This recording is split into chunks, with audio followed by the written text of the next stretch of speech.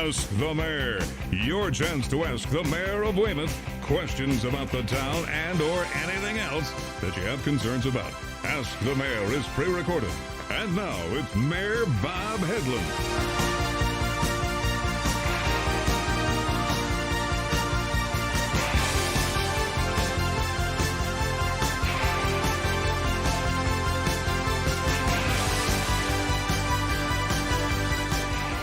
Well, where are we, Jeff? Well, we're looking into this camera. Okay, well, welcome back to another exciting edition, episode number 96, what we just told? 97. Getting close to 100, Robert, and you are watching Ask the Mayor. I'm your citizen advocate, your co-host with the great mayor of this town of Weymouth, Robert Hedlund. I am Jim Melody. Robert, how are you doing a couple days after the election, local elections? It's a warm November day. You're in shorts. I know that camera can't pick that up, but you wouldn't know from you wouldn't know at the top of me. No. We should reverse outfits. I should take you. Actually, I saw him. I was sledding with my son at South Shore Country Club, and I wasn't at the library. I wasn't at Tufts. We needed a bigger hill, and Jim shows up with his two lovely daughters, and it was very, very deep snow, very cold, and he was wearing Crocs with no socks. With no socks. That is an accurate assessment. I'm supposed to be the Viking here, and I don't know what's going on. It's tough to find stuff in my size, is all I'm saying. Although I have gotten a lot of compliments since I watched the All right, one broadcasting note. Observant viewers will notice that we've changed our seating arrangement. I went back, I watched the episode with Dana Hersey. What number was that, Mary? And being true to modeling ourselves after the old WSBK TV show, Ask the Manager, Hersey pointed out that the appropriate seating arrangement in those days were the manager was here, and the questioner, which in this role would be you as citizen advocate, sat to my right. So The first time I saw your show here, I said, you should be sitting here. And the person asking the question should be here. Because the real command position in this set right here is right here, baby. Right. Well, that's why we have Jim. That's why we have Jim. We're sat to the GM's right. So the pieces of the puzzle. So we're going to try this out. You can let us know what you think at askbob at gmail. AskMayorBob@gmail.com. AskMayorBob@gmail.com. If you prefer the seating arrangement. Let's get to the questions. Well, Robert, it's not so much a question per se that came in from a viewer. All of us were wondering, what was your review of the local elections? Are you happy to, did you have any horses in the race? So we're filming on a Thursday. Election was 2 days prior. Obviously a disappointing turnout, which we expected, but you just said that, yeah. It's a sad commentary on civic involvement, civic engagement. A lot of people that don't vote will certainly be then complaining, I'm sure, about things and complaining about their counselors or complaining about the administration that didn't participate. It was an off year. Obviously, I wasn't on the ballot. The mayor's race was not on the ballot, but some contested council races, and unfortunately, it was a low participation. But anyway, having said that, congratulations to all who participated. I want to thank the voters who did come out, and congratulations to those folks that won. Congratulations to candidates that did run and were unsuccessful. We had, I know, a couple of first-time candidates that weren't successful. Hopefully, they'll keep at it and stay involved. Well, it's a great process. It seemed like, driving around, it seemed like there was a lot of folks at all the polling places, and I'm surprised to hear about the low turnout. Did you find weren't any to the one I went to? When there isn't a driving issue or a national election, is this representative? Is usually a lower turnout when it's just a local election like this? It's representative of the times we live in, yes. There are some aberrations. Obviously, Virginia, there was a hotly contested race, and turnout was up significantly. Sure. So it's different things that motivate people to come out. Well, we're also coming right after Halloween, Robert. We just talking. You didn't get a lot of kids coming to your house. I know we didn't get a lot coming to our house. No, my neighborhood is pretty active. Well, it did work out okay. I want to thank the guy who came into the neighborhood in a pickup truck, parked in front of my house, sat in his truck while his kids went out in my neighborhood, and then deposited his very large Dunkin' Donuts iced coffee on my front lawn when he left. I want to thank him, the true Halloween spirit. But I don't know if he knows that he was in front of my house or not, but I noticed him. I wish I had gotten his plate, but other than that, it was a nice evening, and the weather was beautiful, and the kids had a fun time. What was John dressed as, may I ask, before we move on? He shed his costume pretty quick. His mother bought him a ridiculous dinosaur thing that he was sweating in it, and he lasted 2 houses and took it off. What did you, real quick, let's clear this up. What did you give out? Reese's Piece. I'm very, as a chubby guy, I'm very disappointed with the candy selection in general. It used to be, when we were younger, 45 different brands. Now there's like 6. So Reese's Pieces and Hershey Bars, like everybody else. You read my mind. Yeah. I remember when we were kids, we would take the stuff, take it out of the bag, and do like a bar graph. Sure. Of everything. And, M&Ms would always win, Snickers would get. But what blows my mind is, I showed my son this. We did it, and I said, look, now we're going to divide it up by companies. M&M Mars took up 3/4 of the table. Hershey's, or half the table. Hershey's took up another 30%. Right. And after that, it was probably 10 pieces of non-Hershey. I mean, Nestle isn't even out there anymore because of mergers that have happened, and they had to spin off some of their brands. They're now known as Mondelez or something. Ferrara in Chicago bought some of their brands. But it was like literally 90% M&M Mars and Hershey control everything. And you used to have, the variety is, we had Necco in Boston, we had Welch's in Boston. Sky Bars. Pittsburgh had the Clark Bar, and it got distributed. Yep. Now it's just conglomerates like everything. We have 2 beer companies in the United States. We have 2, major beer companies, not the micros, but national brands. Same thing with candy. It's depressing. And looking at no variety. It's as you said earlier, to quote a famous man, it's representative of the day and age we live in, I think. All right, let's get to questions. All right, more questions, or some questions. Robert, community preservation funds are our first topic. Dear Mayor, a lot of our residents who frequently walk King Oak Hill Park have noticed the decay of the century-old home that still stands and is rapidly deteriorating by the day. If the town intends to tear it down, it should be done sooner versus later. And while I know that its use is limited, couldn't the town use community preservation funds to assist in saving it? I noticed that the First Church has taken advantage of using CPC funding to reside their church. Whether it stays or goes, please make a decision soon. Its condition is embarrassing when you are up there for an event and you have to explain the condition of that old house. Thanks, from Sheila McKenzie. So Sheila is very observant. Yeah. We get a lot of questions on this, but obviously she's been paying attention. This is a new twist on the obligatory monthly Emery Estate question. It's a classic. I've been busy, Sheila, kicking the can down the road, to be honest with you. So you've noticed that, evidently, from the tone of your question. Yes, we could use CPC money. It would drain the CPC account. We're talking millions of dollars. The cost estimates are mind-boggling. What I've said from the beginning is, yes, we know what it would take to fix it, to make it accessible, make it usable, make it safe. The problem is there is no model that we can come up with. We've had every committee's looking at it. We've had RFPs go out.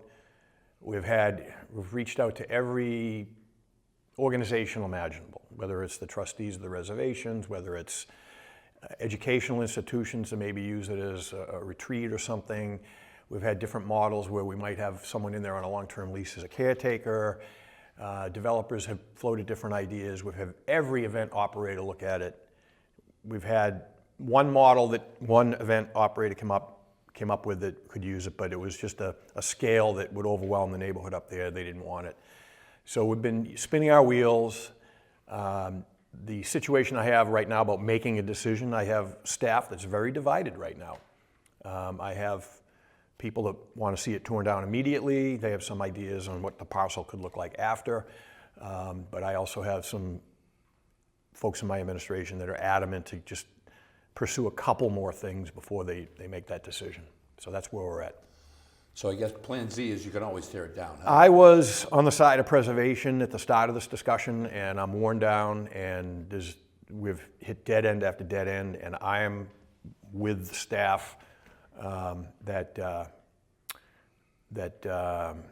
want to see it gone. Chief of Staff wants to still pursue some options, and our new program manager, Leilani, is working on some things, and she's saying, give me a little more time. So I've given her a little more time and seeing what she's come up with.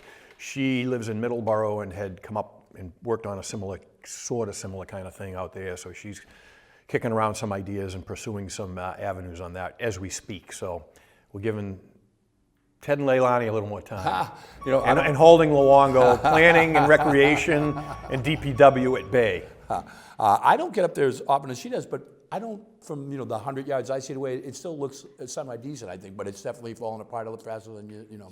It's got structural issues, it's got asbestos shingles, it's got lead paint, it's got raccoons, it's got Something, everything. It's a disaster. And structurally inside, the layout, it's a non-functioning house. There's one bathroom in the thing, and it's like the size of a closet. Oh, son of a gun, huh? Yeah, it's just not. It's a. Hey, don't mean to put you on the spot. Let me quote Mr. Emery, who came in here and said, "I would not be offended if you tore it down." Approximately how old is the house? When was it built? Is it 20s? Oh, 19, I thought it might 06? even be older than that. It's only I thought it was in younger. the early 1900s. Yeah, I forgot. Okay, I interesting. forgot. All right, well, boy, it's Been on the back burner of my mind. So. it's a conversation point. I And think we it's just gonna had a be little on- damage with the recent storm too, I might add. Next question. Let's Hey, roll. well, listen, on that note, we're setting a slow pace. we are, but quick, I get to use my inquisitor privilege. We're approximately the same age. I honestly don't recall a storm that produced more damage than that one that just happened a week or so ago. I don't know if anybody else can pipe in here too.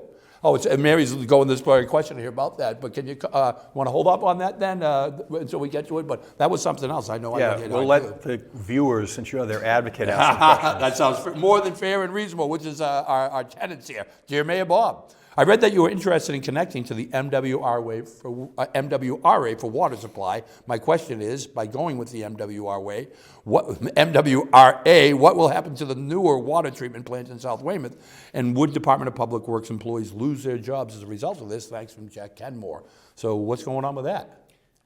I think we should do a development update on this because now that the rumor mill is in full swing on social media and I'm seeing complete asinine, irresponsible, stupid ruminations on Facebook about this, about entry fees and where the pipe comes in.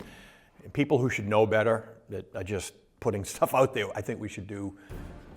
Not that they'll watch it, they'll just continue to go to Facebook and ruminate, but we're not interested in, what does he say? Interested in connecting. We're interested in researching whether we should connect, which is what we're doing now in our due diligence phase for a number of reasons. Number one, there's a lot of benefits to being part of MWRA water. We're already an MWRA sewer community, which brings a lot of bad taste to people's mouths, no pun intended, because of what went on back in the late 80s when the Boston Harbor cleanup mandate came down and communities that were in the then MDC sewer district got whacked to create the MWRA. This is a different animal. In fact, I had a discussion yesterday with someone who should know better that confused the sewer with the water and brought up rates and things like that. And I had to give them some history here. But the water quality, the supply, the benefits of MWRA are huge. We'll enunciate those later, I think, in a development update. The one thing that we're doing the deep dive into is what it would mean for ratepayers. And, we wouldn't have a lot of control over setting MWRA. We have a voice in that, but we'd be one of a number of communities. And I remind people that sometimes we don't have a voice even though we control our own water system. We're subject to federal mandates, state mandates. We had state mandates kick in 20 years ago that drove up the cost of water here in Weymouth. We had to raise rates, or they had to raise rates at the time to pay for a new treatment plant, things like that. So, and there's more federal and state mandates coming down the pike that could impact us even if we stayed under the status quo. To get to the specifics of his question, on the treatment plant, what did he say? I think it was relevant. My question is, by going with the MWRA, what will happen to the newer water treatment plant in South Weymouth? So the treatment plant, as I understand it, and I'm not an engineer and our consultants are on this, we would probably, it potentially could be a secondary treatment, but likely some of our existing facilities would just be converted to straight out pumping stations. And yes, there'd be a need for less staff on the treatment end, but we would not be laying anyone off. Would be reassignments, and we could use those people in other fashions. And it might allow us through attrition, either attrition or reassignments, and beef up our DPW staff, things like that. So the potential on the rate issue, it could go either way. It could go up or down, arguably, and then we have no control, arguably. I don't know when water rates will ever go down anywhere. Oh, no kidding. It's a dwindling resource where you've got, continually fighting contaminants. The latest contaminant that communities have to deal with is PFAS, with all the use of plastics and the infiltration of plastics into our water supply, cancer-causing element. We've been fortunate thus far, but there's communities around us that are facing that challenge. There are communities around us that are facing supply issues. We've been lucky here. We're not as bad off as just about everyone south of us. Quincy obviously is an MWRA community, but everyone south of us has supply issues. So that's where we're at. Son of a gun. As everyone knows who does regularly watch our show, we do not see these questions in advance. So, Bob, this is a companion question to that. Hang with me if you don't mind. I'm going to read it out loud. Dear Mayor, please explain why you want to connect the town to the MWRA water system, which you just we want to investigate. Yep. You have pushed development since you have become mayor, and now you are running out of water at Great Pond. I'm concerned that our water sewer bills are going to double here in town. A lot of older people on fixed incomes, like myself, are having a hard time. As it is, and trying to stay living here in the town that we grew up in. I look forward to hearing your response. Thank you, Helen. So I think you spoke to a lot of this, Bob, obviously. Do you feel like the development that you've been pursuing is related to our water, our need for water? So if you look at water usage in Weymouth,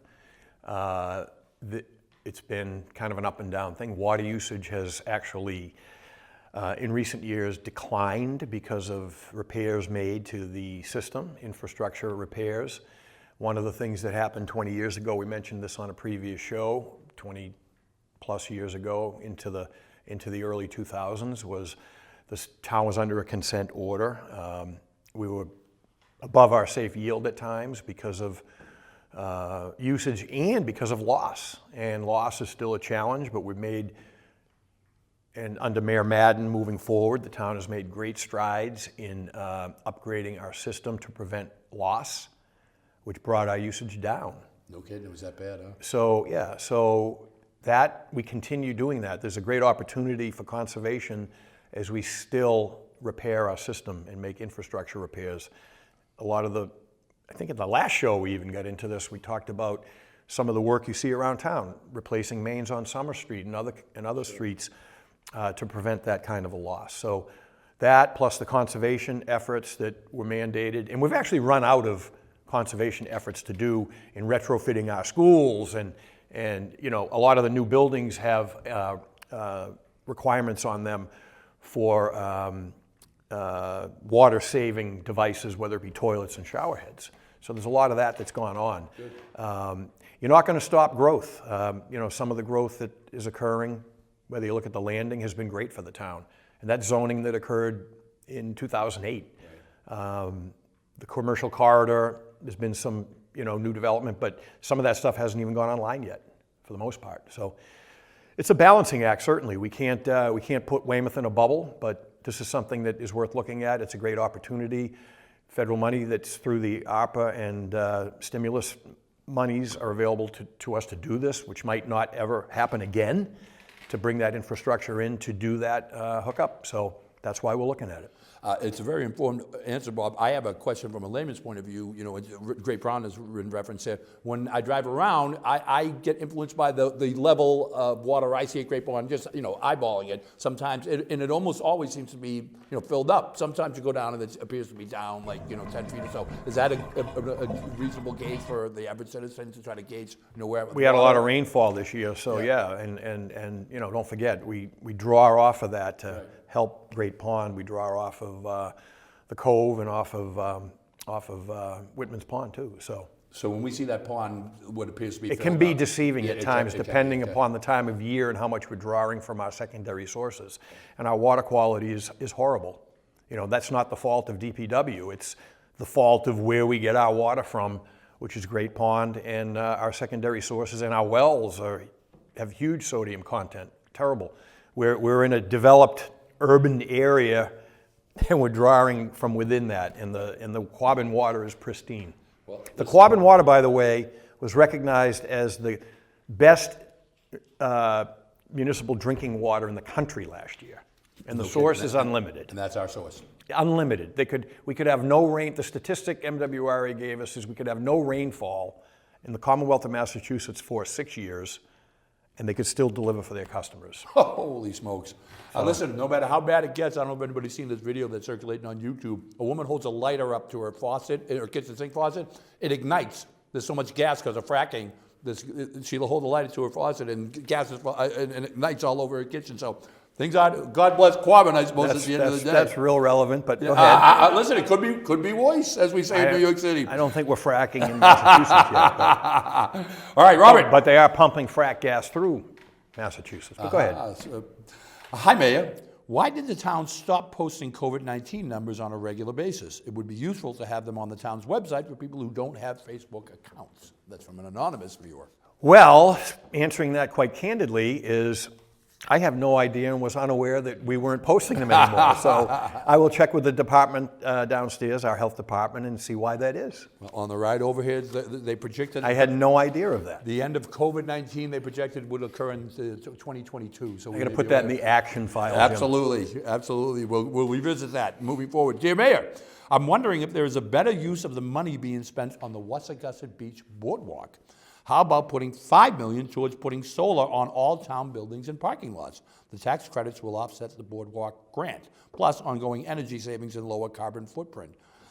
Just because there are grants available, it doesn't mean the town has to move forward on a project that few people will use and contribute to our own tax dollars as part of the condition of getting the grant. Your thoughts? Ooh, can I see that? Because there's a bunch of points there I want to respond to. Feel free. Excellent. Are the grants specific to being used at the beach would probably be my first question. Again, we talked about the boardwalk. It's not just a boardwalk. It's a beach connection. It's also drainage work. It's also repairs to the shelf. It's also cleaning up the debris from when they demolished the comfort station years ago, which is still sitting down there, elements of it. It's, and most importantly, it's the coastal embankment stabilization.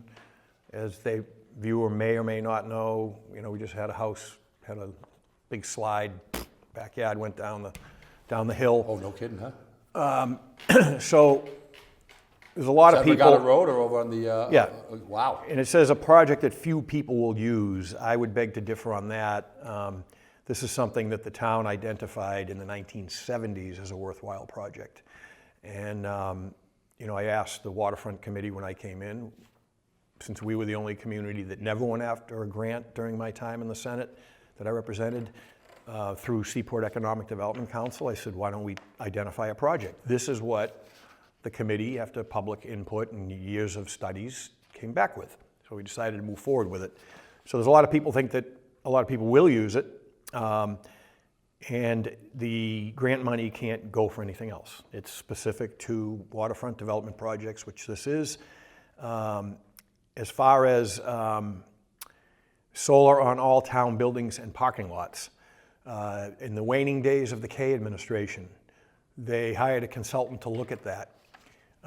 We actually, in the early days of my administration, brought on a consultant at no cost to us. It was an overall energy assessment, and they had a proposal where their remuneration would come from energy savings.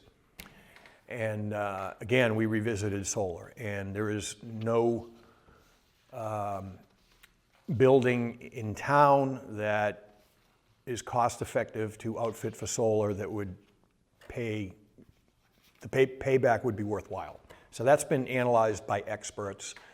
We don't have a sufficient parking lot. We are working with the MBTA that is looking at 2 locations in Weymouth to do it at their parking lots. One that I think they're going to move forward. One we may or may have some objections to, and neighbors may have some objections too. So that kind of covers overall where we are with solar. And you don't have a lot of flexibility with the money. It has to be assigned to the yeah, and we're not using any existing town funds. The first grant we got was for design and engineering, and we didn't use any existing town funds. The town match came from Seascape, the developers at Seascape. And we're at 100% design, so we're now moving forward with getting ready for construction. And the match for that looks like, initially we were going to use from the Enbridge Host Community Funds, but it looks like we're going to be able to use the federal and state ARPA and stimulus and all the different pots of money that are coming from the federal government in this printing press money era that we're in. So it won't be impacting the existing town budget.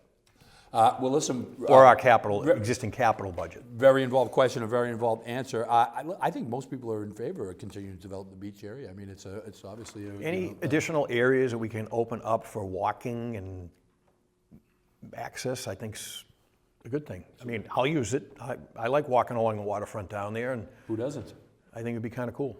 Hey, if you can believe it, we're getting very close to the end of another exciting episode of Ask the Mayor. We want to remind everybody, please keep the questions coming in to askmayorbob@gmail.com. askmayorbob@gmail.com. Bob, I think we have time for one more question. I'm looking for one that's going to be a shorty here because we are running out of daylight. All right, I'm just going to, again, randomly, Robert, this one's titled Pleasant and Libby. Dear Mayor, like every daily traveler of Pleasant Street, I can't stop scratching my head about the home with the bow roof that remains at that intersection. The what? The home with the bow roof that remains at that intersection. Is the road that is planned to go into the Bristol property going to go around this lovely leftover home? Do you know? Can't wait for the light at that intersection. And as always, I have no idea what they're talking about. So the Libby Parkway, the Libby Industrial Park. This that MRI place there. Yeah. So this is mitigation negotiated long before I became mayor. That the developer up at Alexan, Arbor Hill, I should say. I forget the name of the last development up there, but Tall Oaks, is that? No, the last one, the one that just finished. Tall Oaks was one of the first, Jim, Okay. I think. That's where Hagee used to live. The intersection where you come down from Arbor Hill was supposed to be traffic signals there, and when we came in, some work was done by the planning department to signalize that location instead, and Bristol's going to realign his entrance to his quarry, so it'll be a regular standard intersection. We've talked about that. The house is going to be serving, we're rezoning it commercial. With the bow roof, boy, I got to keep my eyes open. So realigning the intersection, the road's like going right past the side window. Okay. So we've rezoned that commercial, and it's going to be a coffee shop now. It's going to be drive-through. Get out of here. Yeah. Wow. I'm kidding. You bought it, she did. He's got an honest face. No, so the developer owns the house. Okay, who's Bristol? Yes. Oh, son of a gun. They needed it because to access the new intersection, they needed that land. I don't know if they're going to rent it out or what. Oh, it's not occupied right now then. I think it is actually. But yeah, the road's going I'll pretty. see him in about a half hour. The road's going pretty close. Yeah, actually, why don't you ask him and update us on the next show? Literally going to be there. But yeah, it's pretty close. Okay, interesting. And the planning department is scratching their head. There was some talk of moving it, some talk of tearing it down. It's too nice to tear down, but that's the reality. Quick comment, Duncan. All right, well, listen, Jeff, is it time to wrap it up with Robert? We do want to, as always, say thanks, everybody, for tuning in. Keep those questions coming. I'm going to remind everybody one more time to askmayorbob@gmail.com. A lot of great questions. Any final thoughts, Robert, as we wrap up episode number 96? I think we should end. 97. How about we close with a song instead of a show? Bob Seger, House Behind a House. I don't know if I know it. I was going to suggest stay tuned for the Addams Family. I mean, it's Halloween. I'm thinking about the Bow Roof House. If you have a question, please email the mayor at askmayorbob@gmail.com. That's askmayorbob@gmail.com. Maybe your question will be answered on the next episode of Ask the They're Mayor. creepy and they're kooky, mysterious and spooky. They're all together ooky, the Addams Family. Their house is a museum when people come.